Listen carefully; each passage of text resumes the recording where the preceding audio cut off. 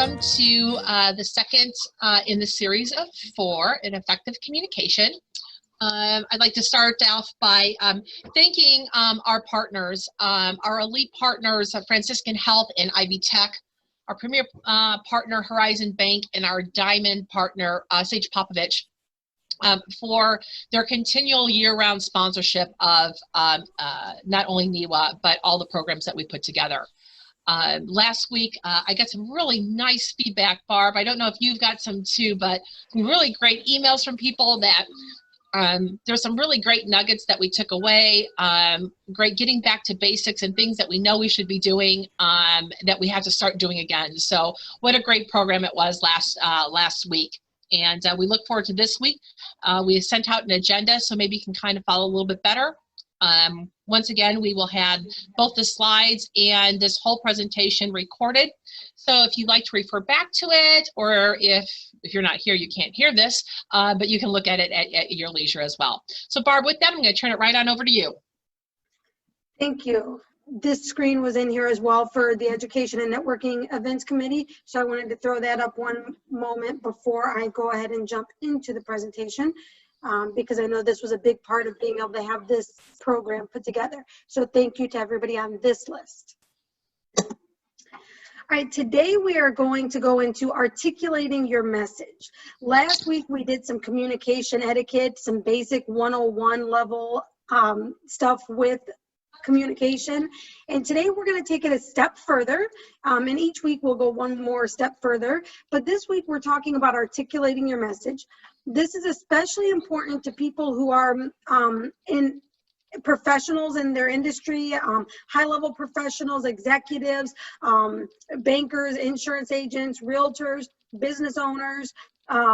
If you're in the medical field, pretty much any field you're in, you want to make sure that when you meet somebody or talk to somebody new and they ask that question that we've all heard before, what do you do? That you can answer it in a way that both actually portrays exactly what you do, but also allows them to understand it. I know so many times, even myself and other people I know have had a hard time articulating what they do to people. And then once you feel like you finally was like, all right, now I got it. I'm articulating it correctly. People understand what I do finally. And then you find out that people don't actually understand what you do yet. People are still confused. And so I'm hoping that with today's training that you'll be able to structure your message about what you do in a way that does justice to what you do and to you yourself, and also allows people to truly know what it is you do so they can do business with you or refer people to you, or whatever, be your raving fan. So let's jump into it. And in this training, there's actually something new here. It's called a 2-minute task. It's a new concept I added for this week. This is where we'll take 2 minutes to do something, where it'll be like 2 minutes of working time. Most of these tasks are going to take you more than 2 minutes to do, but unfortunately we won't have time to do them in their completion because of the amount of time we have together today. So I'm going to get you started on them while I'm here to answer questions, but you will want to continue doing these tasks even after this appointment here, this call. So the first thing I want you to do is I want you to start with a plan. You could call this a goal, an objective, whatever makes sense to you. Before structuring your message, you need to know, what do you want to accomplish with this message? For instance, your message could be specifically geared towards getting people to sign up with something that you do. And now you'll learn later in this presentation that you don't actually want to be salesy, but there is a way to still get people to want to buy based on what you've said. Your goal might be for them to want to have a meeting with you. Your goal might be for them to want some resources or information. Your goal might be for them to give you a connection, or for you to be able to connect them with someone. So there are a lot of different objectives that you can have when you're coming up with your marketing message, your 30-second commercial, all of those different things. And when you're structuring this, When you know ahead of time what you want the end result to be, you are more likely to be effective and successful, because it's just like going on a road trip. If you just jump in the car and you decide that you're going to drive off to Texas from Indiana and you've never been there, you'll probably get there at some point, right? But it's going to take a long time and probably a lot of wrong ways that you probably didn't need to do if you had a map. So think of this as your map, right? If you know at the end of your 30 seconds that you have with this person, or 2 minutes, or however long you have in conversation with the person in front of you, whether that's one person, a group of people, or a whole room full of people, at the end of that message, what do you want to happen? Okay, so you've got to know that from the beginning. This could be when you're giving your 30-second talk. This could be when you're giving a class. If you're giving an update in your company. This could be if you are doing a paid speaking gig. So this simple principle will work for any message that you are trying to articulate. Doesn't matter how small or how large. You've got to have a plan.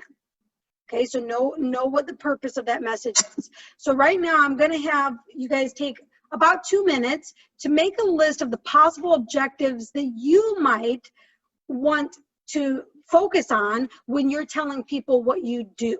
And if you have questions, feel free to ask them in the chat or click the raise hand button.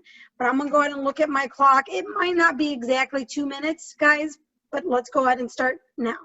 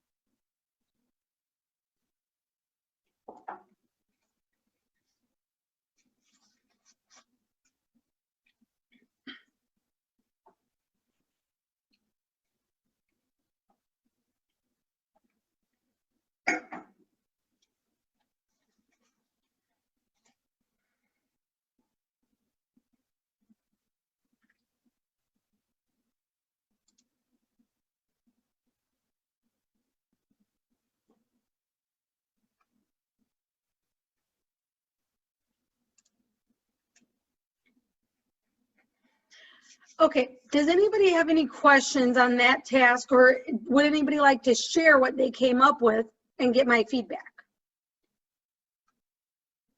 And you're also welcome to unmute yourself to ask these questions as well.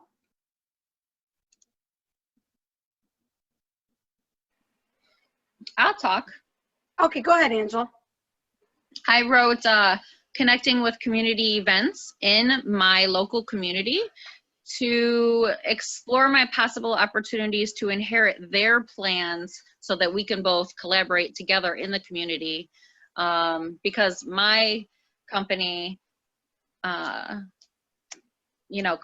speaks to parents, and that's who's in the community, to share my story, but also to explain to them what Narcan is. So I just think connecting with your local community is the best way to start. You can correct me if I missed anything. So the good news about this is that there aren't very many right or wrong answers, right? Because everybody's objectives will be different. So I believe what you just shared, Angela, is a great example. And in fact, as we go into the next step, I may use what you just shared as an example for the next assignment, because that's great. Knowing that you want to collaborate with other people in the community that can help you on your mission. So now that's what your objective is, that's what you're looking to do. Then if we move on to the next task of this assignment, if you will, it would be to identify your ideal audience. And so then, Angela, when you're looking to connect with people in the community, your next question would be, who would that be, right? Like, who exactly am I looking for? If we connect with parents, for instance, you may want to connect with teachers, right? If the people you're speaking to are parents, you need to find where the parents are, right? So you might you might be looking for teachers to talk to. You might be looking for baseball coaches to talk to. You might be looking for church leaders to talk to, right? So anywhere where you might find parents at is where you want to know where your audience is, people that you could connect with and collaborate with in the community. I want to open this up again. Did anybody else have an example of their objective that they had, and I can help you figure out your part of your target audience here?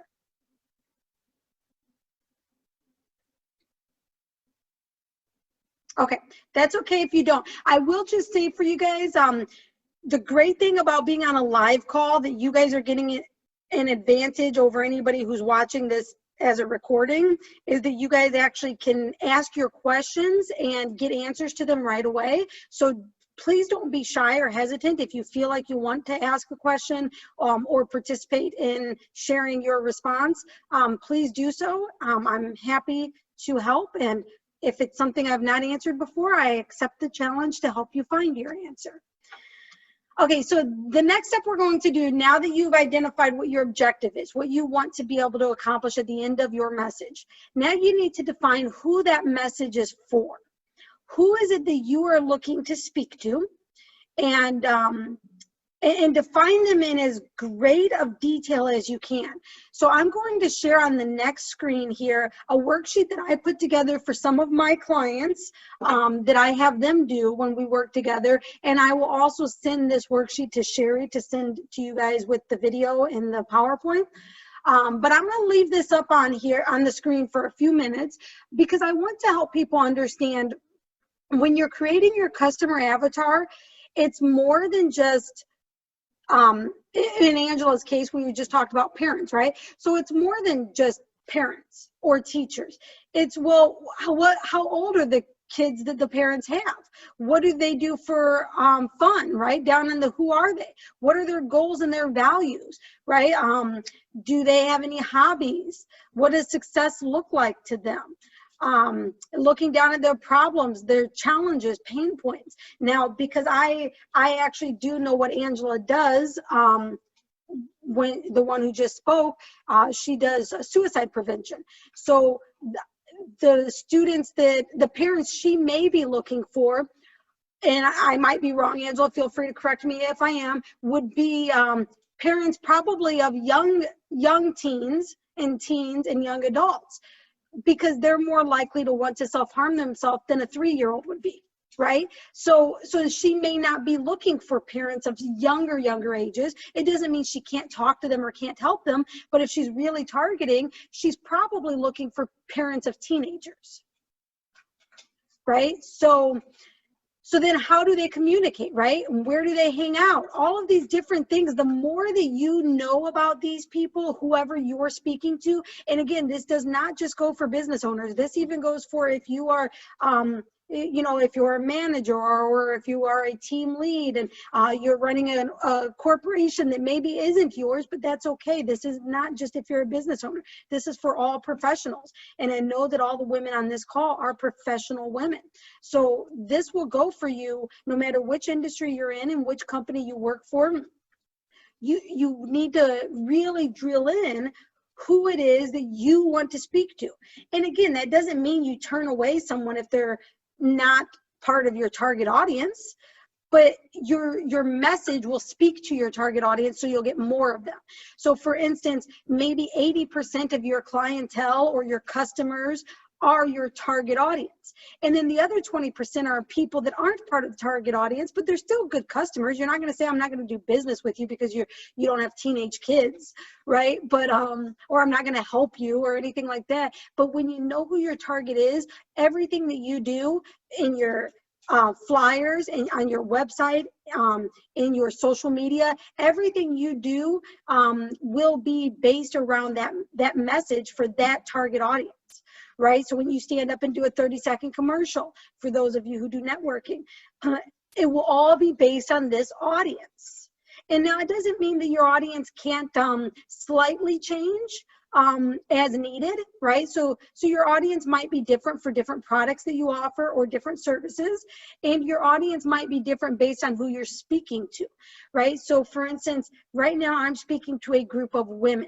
So I will likely use women often in my presentation. I will relate to that, right? I'm a woman myself. The people on this call are women. I haven't looked through to see if 100% of the people on this call are women, but I would think pretty close, if not 100%. But that doesn't mean that if a man watched this video later that he couldn't get help from it, right? So just keeping that in mind, you just got to know who you're speaking to, even though it can help other people too. But you've got to have your eye on who the message is for. Now you'll notice at the top of my customer avatar here, I have a spot for a name and a box there to insert an image. Now that name is not your name. I actually have my clients give their customer avatar a real name, like Susie Smith, but I try to encourage them not to do a super common regular name that probably is very, I try to get them to do a really unique name. And I also have them put an image there.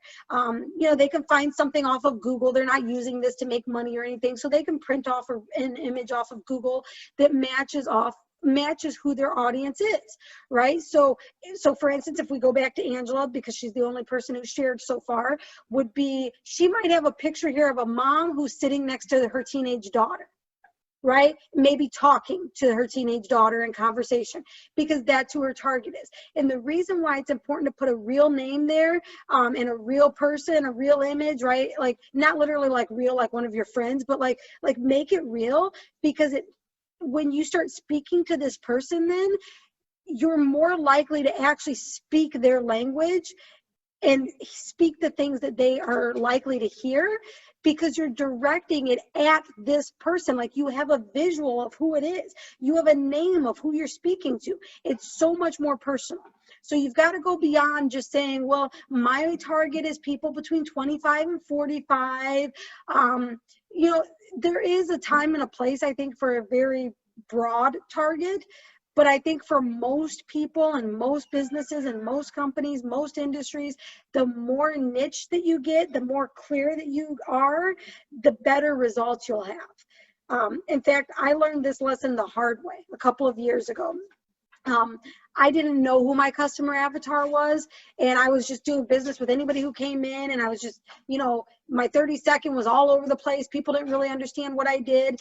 And once I finally defined who my avatar was, I started getting less clients, which is true, less clients, but they paid me a lot more money. So I'm making more money now than I was then, doing less work and working with exactly who I want to work with.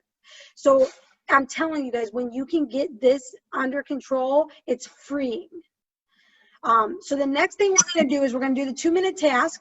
I want you to define who your ideal avatar is, who your ideal audience is. I'm going to bring this that worksheet back up on the screen during this 2 minutes so that you can use it. But also during that 2 minutes, feel free to ask questions or share comments or anything like that. Okay, I'm going to start my 2 minutes right now.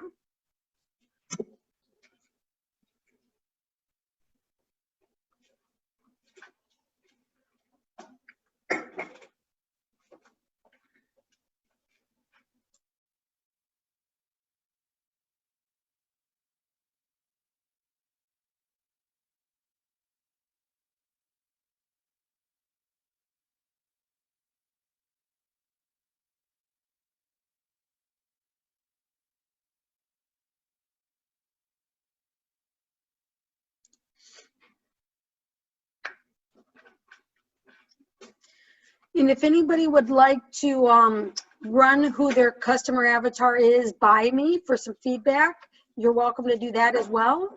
And sometimes your customer avatar, you may have more than one, because like again, in Angela's case, she has parents as one, but she may also have teachers as another customer avatar because they also are connected with parents. She might even have guidance counselors as a customer avatar, right? So you can have more than one customer avatar. You don't want to have too many because that gets confusing. But if you'd like to run yours by me for feedback, feel free to do so.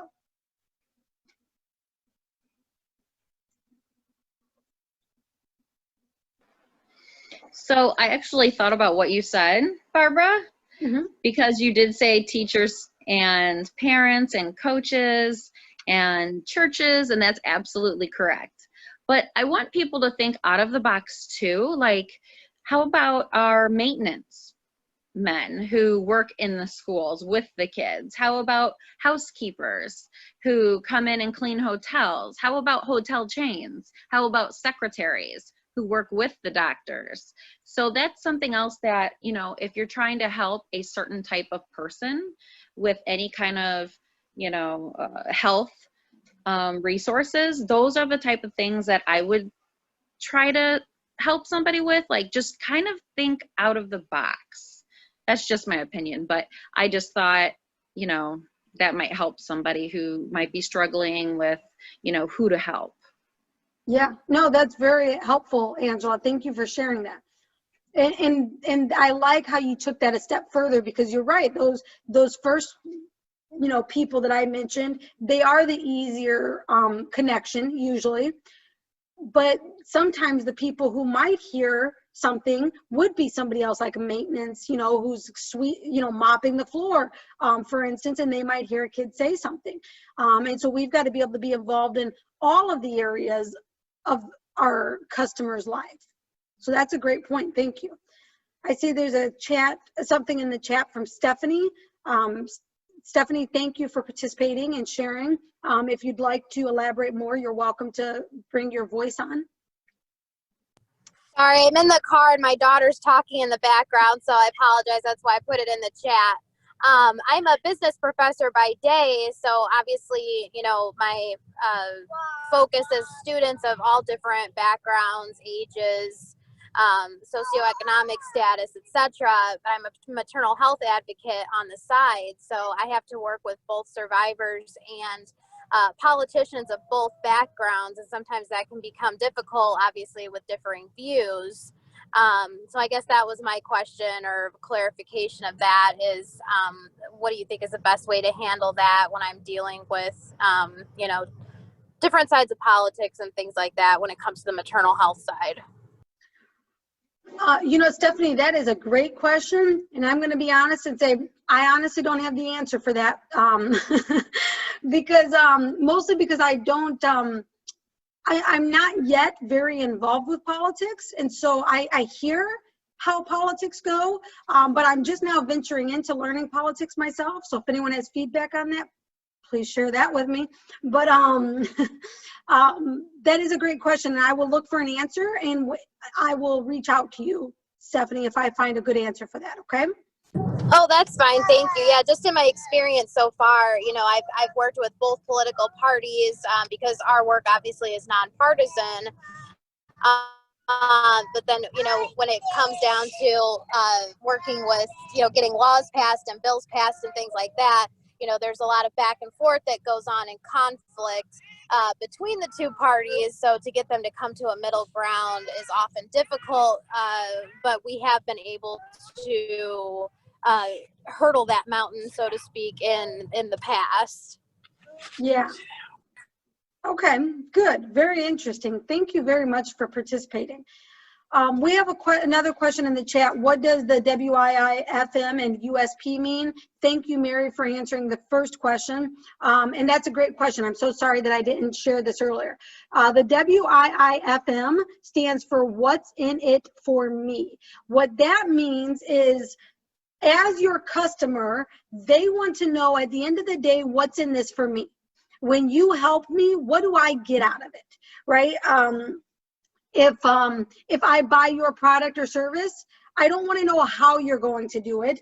I don't want to know why you're doing it or what you're doing. I just want to know at the end of the day, what do I get?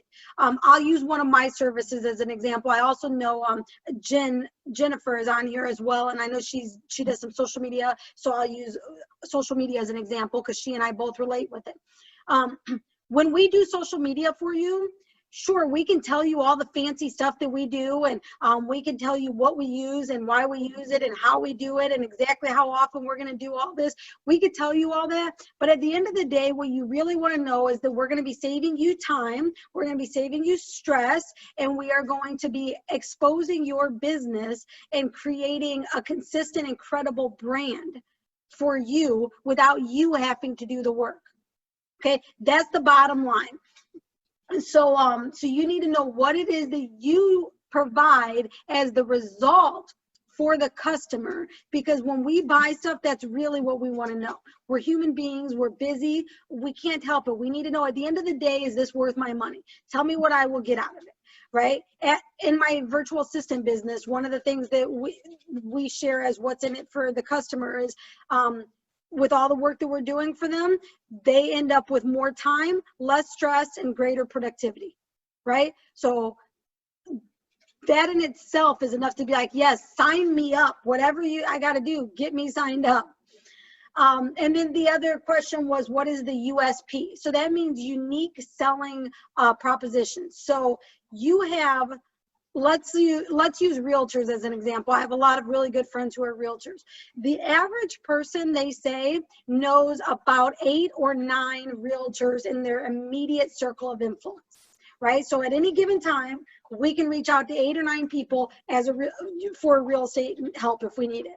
So out of all the realtors that are out there and the 8 or 9 that I know personally, what makes me call the one that I call?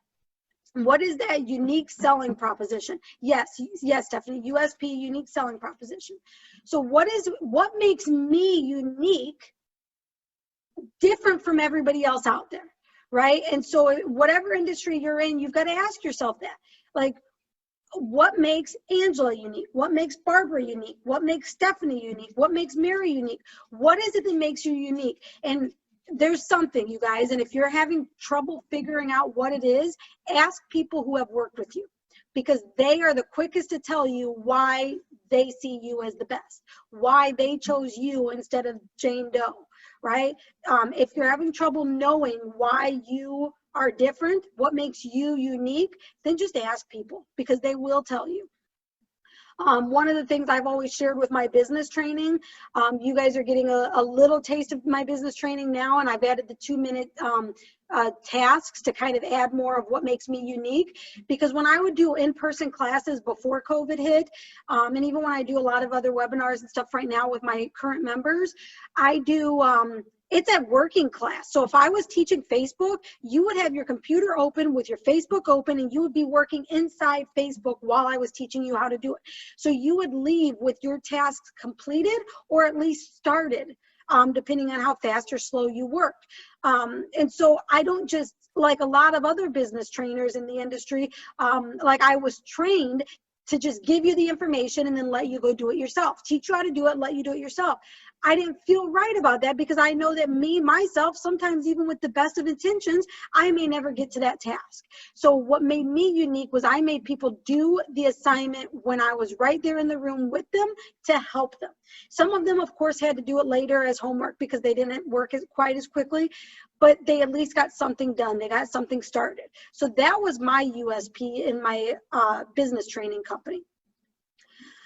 So let's see. So we have a couple of comments in the chat that I want to touch on. Mary has 2 avatars, business owners and office managers. Of course, they're all female.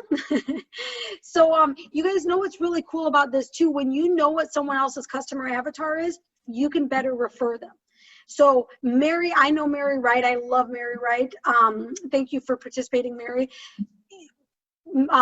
Knowing who Mary's avatar is makes me more likely to send people to her, because I'm like, oh, I know, oh, this is a female business owner and they're looking at banking, right? Like, or she needs some finance help or whatever.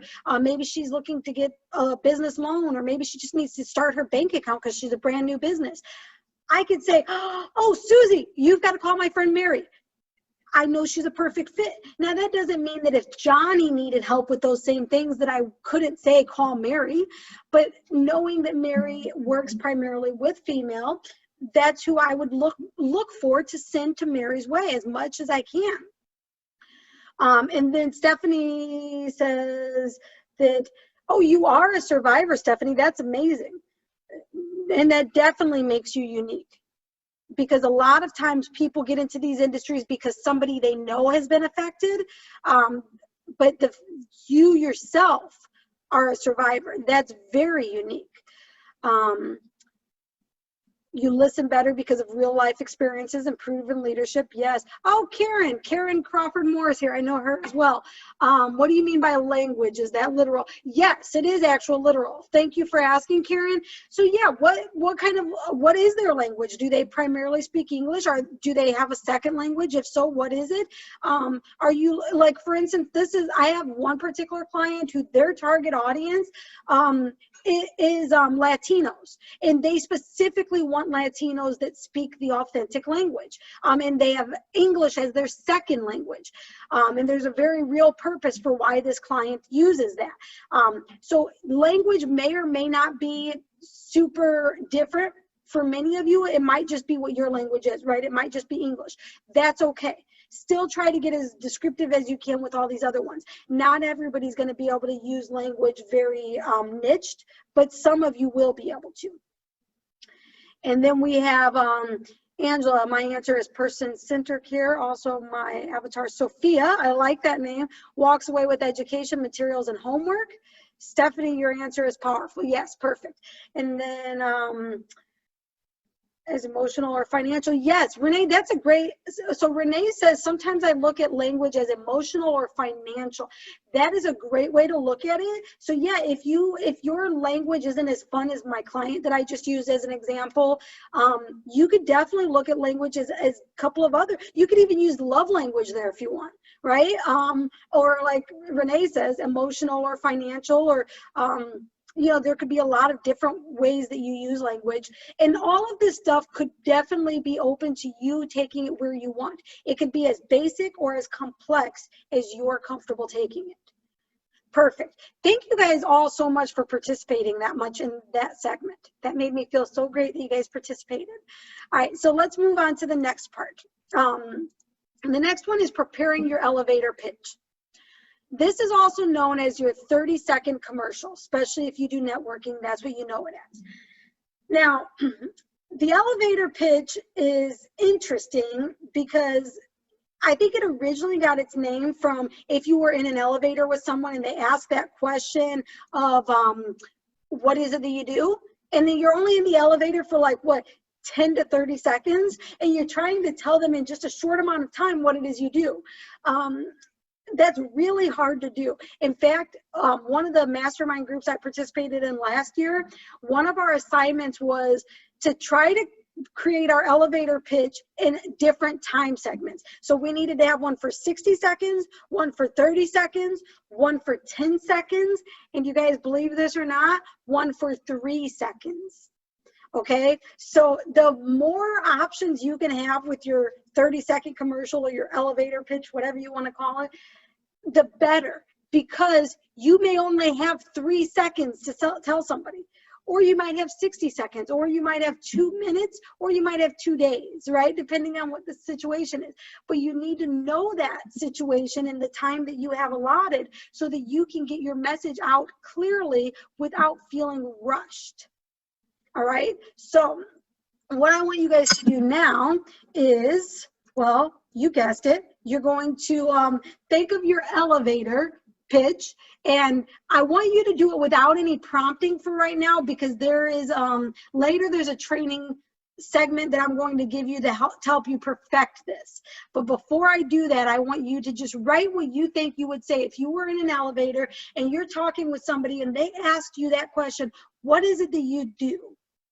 What would be your response? I'm going to give you guys 2 minutes. Feel free to ask questions during this 2 minutes, and then I'll ask if anyone wants to share.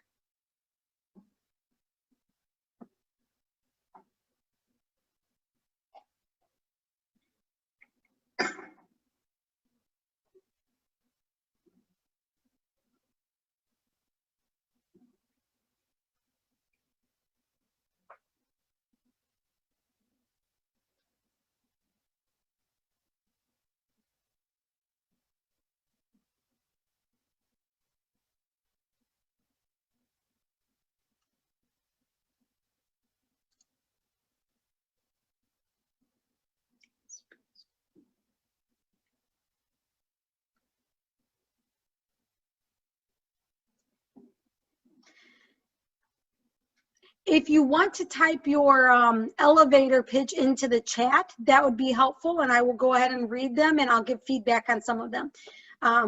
Mary says she heard me mention her name, but she took a call from an avatar. Woo woo! Way to get a call from an avatar, Mary. No, I was just sharing. I don't remember what it is, Mary. You'll have to watch the recording. Probably how awesome you are.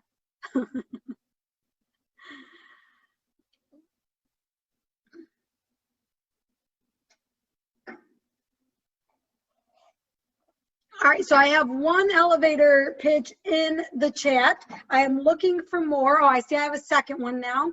Angela says, I speak to and teach adults, children, and survivors to self-harm and suicide coping skills. Oh, survivors of self-harm, not to self-harm. I'm so sorry, that was bad mix-up. And then Renee says, I help people sell more, hire better, and become more efficient. Okay, you guys, I'm going to do a little funny exercise. I didn't plan to do this when I'm throwing this in here. Based on what Angela said, what do you think she does? Type it in the chat. I speak to and teach adults, children, and survivors of self-harm and suicide coping skills. Do you feel like you know what she does? And the same thing, let's do that with Renee and Jean's as well, because they both shared. So if you could like maybe just put their initials like A, R, or J, and say if you think you know what they do, or if you think that they're, what you feel about it, or any feedback. Or you could private message them too. Renee says, I help people sell more, hire better, and become more efficient.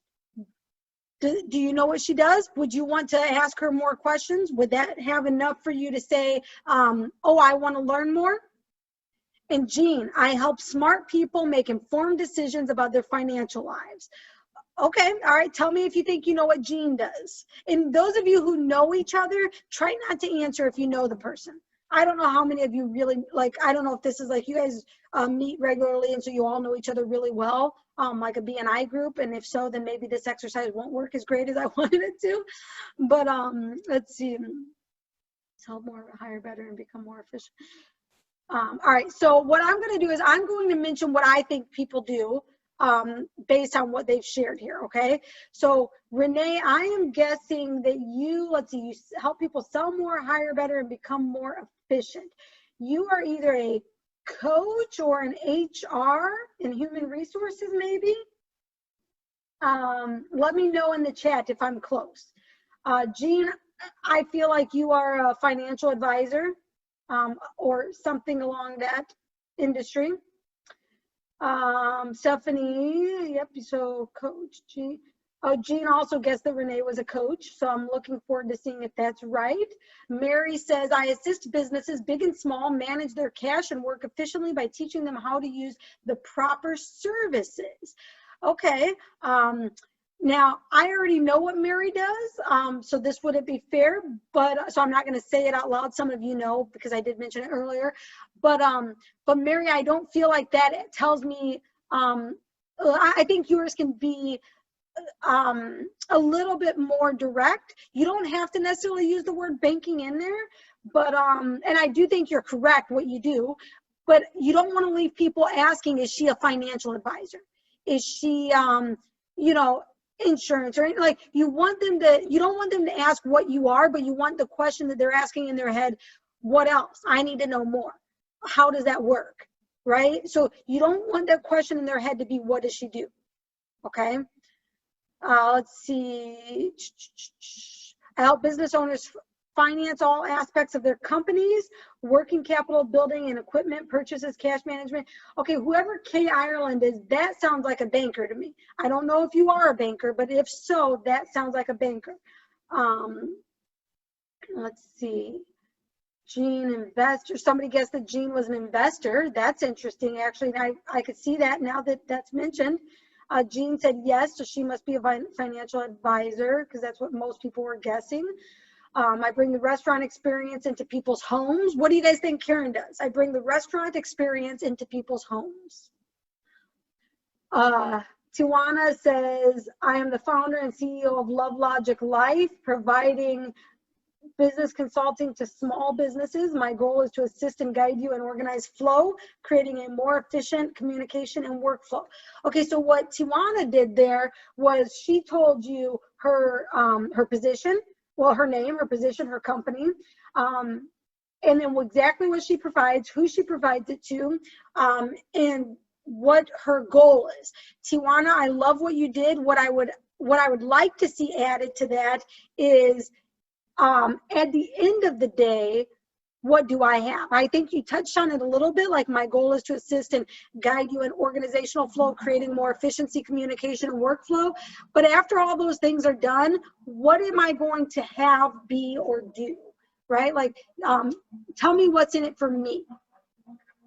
I'm going to do a couple more. I see there's a lot of messages here, so I can't go through all of them. Michelle, I work for an environmental consulting and engineering firm that deals with environmental contamination and remediation of properties. We also have a sister company that can help find old insurance policies to fund those cleanups. Interesting. Okay. So, so she did tell us what she does early on, so that wouldn't be a good one to guess what she does. Renee does sales training, recruiting, resume interview, and rework. Okay. All right. So we guessed, a lot of us guessed coach about Renee. Everyone was correct about what Angela did. Michelle lends money and opens accounts and other banking services for businesses and help them manage their cash flow and be more efficient with their time and money. That one also sounds like a banker. Great. I provide commercial real estate financing, which is 10% down at 2.2% rate for 25 years. So that sounds like a lender for sure. But since it's commercial real estate, okay, yeah, that's very clear. Very dead on, Erica. Great job. Let's see. I'm going through a little bit more, see if I have any. You guys are guessing what Karen does. Okay, perfect. All right, so thank you all for participating in that task. We are going to move on, but before we move on to the next part, I just want to tell you that the important part of, after you've decided what your pitch is going to be, your message, you need to practice it, because you may realize that something that you think will take 30 seconds actually takes 2 minutes, right? If you get as far as trying to do what I did in my mastermind group, the 60 seconds, 30 seconds, 10 seconds, and 3 seconds, you might realize that what you thought would only take 3 seconds actually takes 10 seconds, right? So practice your pitch, time yourself, because there are some groups that you will go to, or some experiences that you'll find yourself in, where your time really is cut off exactly at that time marking. So practice your pitch and your timing. All right, let's see. It sounds like my neighbor's doing yard work, so I hope that's not too loud in this. All right, the next thing I want you guys to do is to prepare what I like to call the who I really am conversation.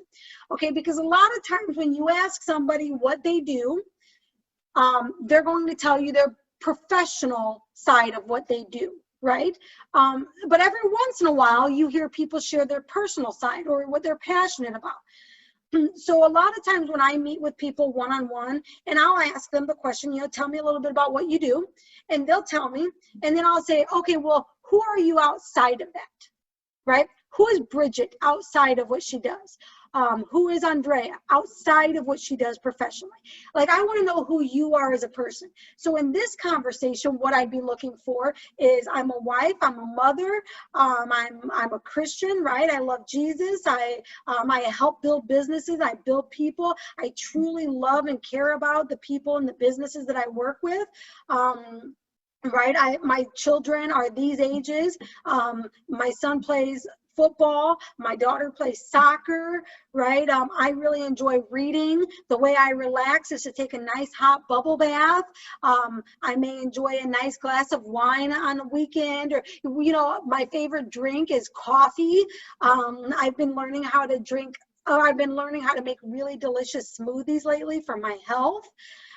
So some of those types of sentences and conversation, allow people to get to know you on a more personal level. And you all heard the saying that people buy from those they know, like, and trust. And it's easier and faster to know, like, and trust someone if you know them outside of their profession, right? A lot of times I feel like people's profession is almost a wall. There's a wall there that stops you from getting to know them as a person. And that really bothers me sometimes. In fact, I actually had the conversation with one of my best friends recently. He came to me looking for advice from me. And I shared with him, I said, listen, now I'm not going to say his name out loud, but those of you who know me probably know who I'm talking about. But I said, listen, like, you talk all the time about how great, you know, like what you do in your business and what you love in your business. And yes, you're great at it and you help people, but you never tell people like who you are as a person. I know who you are as a person because I'm your best friend, right? But like, if people knew how funny you were and, you know, the things that you do when you're just out cooking out in the backyard and, you know, those kind of things, they'd feel more relatable to you. But you come off in these certain ways that people, if they don't know you, they may think you're coming off judgy when you're really being observant, right? Like this friend of mine, he's a very good listener. So he will listen intently to what you're saying. And sometimes if you don't know him, you may think he's judging, but that's not what he's doing. But the look on his face, because he's so focused on what you're saying, it seems judgy, and it's not. And so my challenge to you is to not be afraid to share who you are as a person, because what you do for a living does not define the woman that you are. And so what I'd like you to do now is take another 2 minutes, put in the chat who you are as a person. Help us relate with you. Okay, so I'm going to put 2 minutes on my clock here, and I'm going to look through some of these as we go.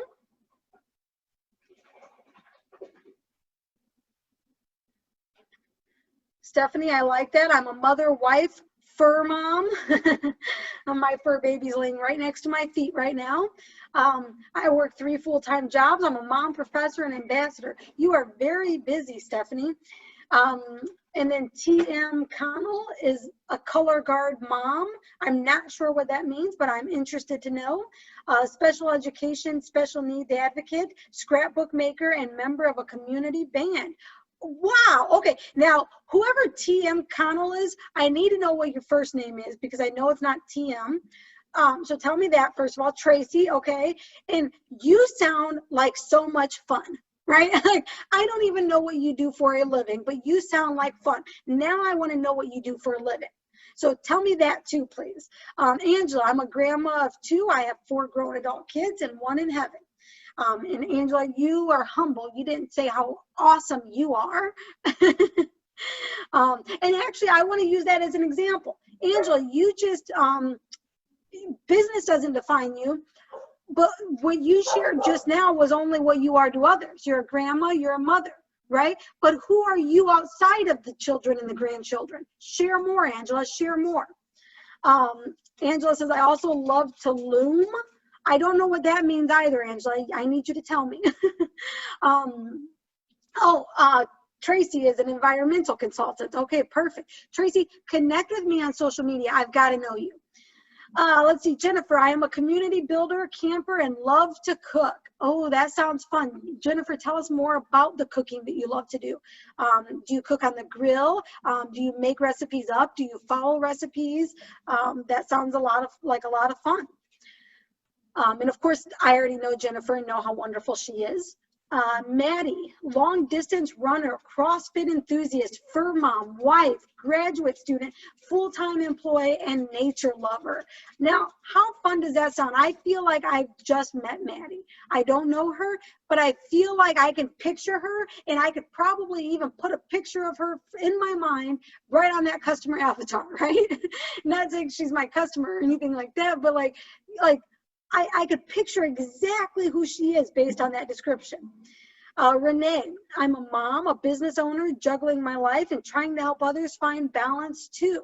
All right, how many women can relate with that statement, right? Like, this is the time when like all hands should be up, all claps should be going, right? Trying to juggle life. A mom and a business owner, so relatable. Single mom with 2 boys at home, proud Navy mom with 2 kids in military, lover of baseball, coffee, and reading. I love that. Okay, Joe Burley. I'm not sure if Joe's your first name and Burley's your last name. Help me out there. You guys, next week you're going to learn some things on your name here on Zoom. Okay, and in fact, we're almost done here today. All right, let's see. I'm going to read 1 or 2 more. Kathy has a daughter in college, 2 little dogs. Her house is quiet now, so she's working on things for her. Joined Fit Body Boot Camp. Loves to me outside. I love to me outside. I'm learning to speak Italian. What? Okay, now that is cool. Ireland. Okay, Ireland. I need your first name. Oh, you said it right there, Kathy. Kathy Ireland. Okay, that sounds familiar. I don't know if that's a famous person's name as well, or if I know you from somewhere without remembering that I know you.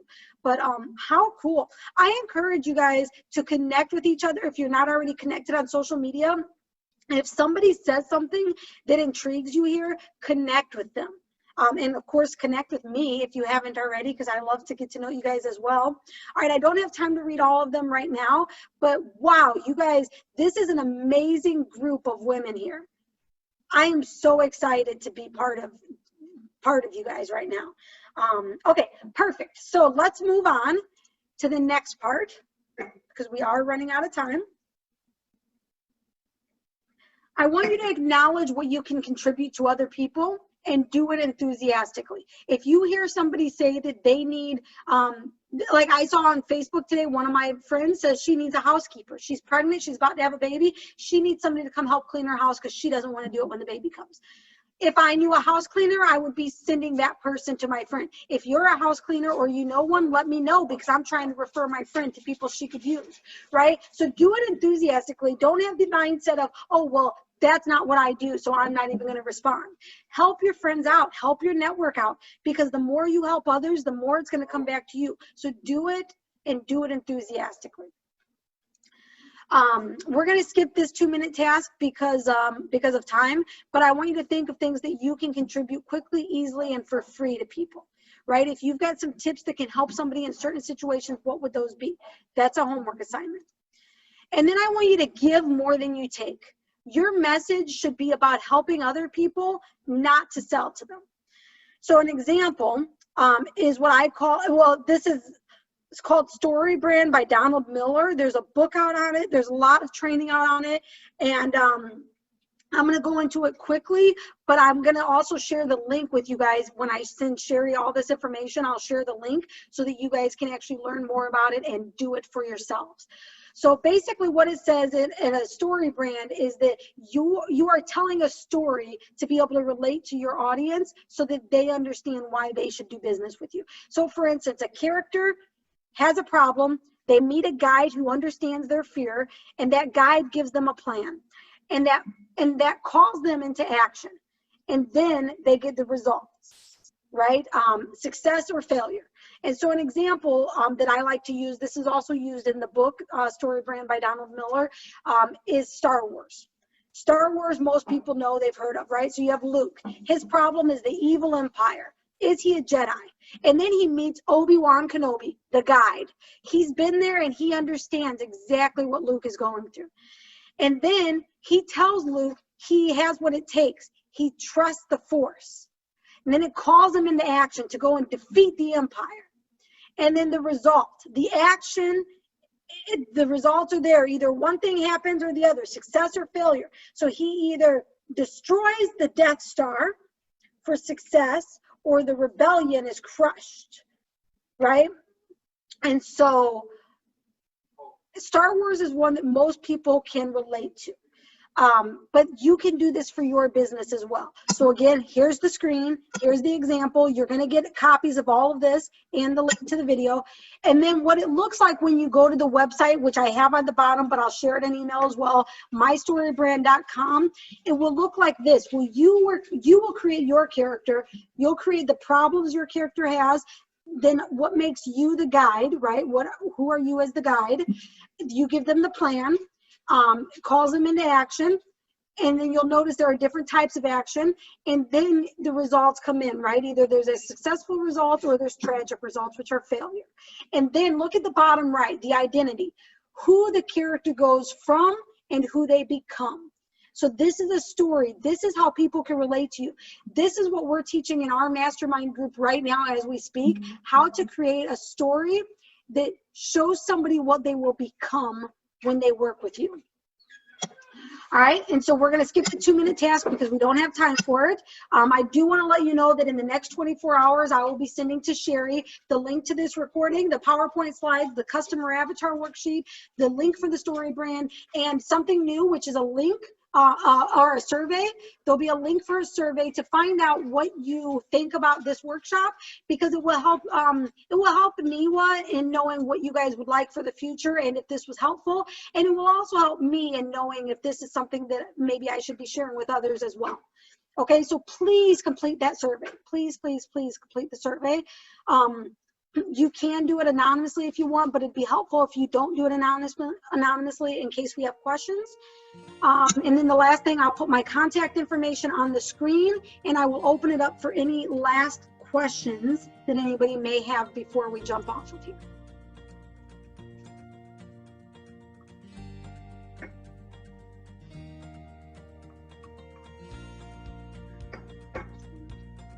All right. Okay, I don't see any other questions, but I see in the chat, let's see. So, oh, this looks like it's a sweet. Someone asked me to do a workshop on communication engagement for professional women. I sent a proposal, but after hearing Barbara's first presentation, I told the person that she should also consider hiring her.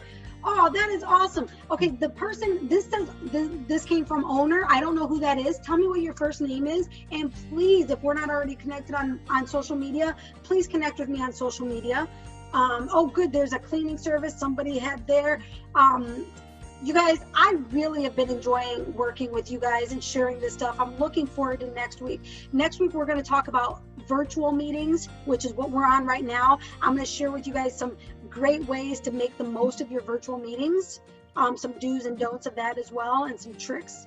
But if nobody has any other questions, I'm going to turn this right back over to Sherry to close us out.